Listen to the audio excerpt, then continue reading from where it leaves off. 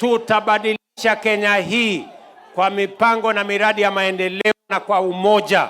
Ndio mnaona tunasimama jukwaa hii sote katika broad based government ambayo inajumuisha Wakenya wote, kwa sababu umoja ni nguvu, kujitenga ni udhaifu.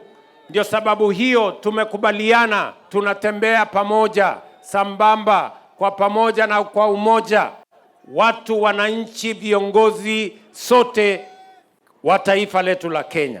Na sababu hiyo ndio mimi nimefurahi kufika hapa Mombasa leo kwa shughuli hii ya muhimu.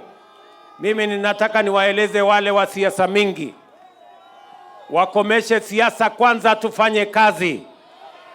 Tunataka kupanua kwanza, tujenge reli na barabara kwanza.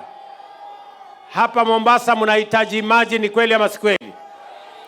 Hapa mwache serikali ya Kenya tunatumia bilioni 30 kuhakikisha kwamba maji zaidi inapatikana Mombasa County, Kwale County na Kilifi County, kwa sababu hiyo ndio ya muhimu.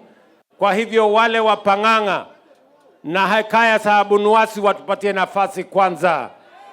Tunataka tuwapatie watu wa Mombasa maji, tuwatengenezee barabara zenu vile mnaona zikiendelea. Tupange mambo ya kupanua poti yetu ya Mombasa, tujenge ile special economic zone iko pale, tuhakikisha kwamba tunawapatia hati miliki, tuwaondoe kwenye uskwota. Hiyo ndio kazi ya muhimu, na ndio sababu hiyo tumeungana serikali ya county na kitaifa na viongozi zote ndani ya broad base, tuhakikisha kwamba tunatimiza wajibu wetu kwa wananchi wa taifa letu la Kenya kwa kuwafanyia kazi. Mambo ya siasa itakuja 2027. Hawa wananchi ni mafundi, wanajua nani wa kufaa, nani hafai, nani wa kufanya kazi, nani wa Pang'ang'a, na nyinyi ndio mtatuamua siku hiyo. Ama ni aje watu wa Mombasa? Nyinyi ndio mafundi wa hiyo maneno ama sio nyinyi? Wenye kuamua hatima ya MCA ni nyinyi, si nyinyi? Hatima ya mbunge ni wa kuamua ni nyinyi, si nyinyi?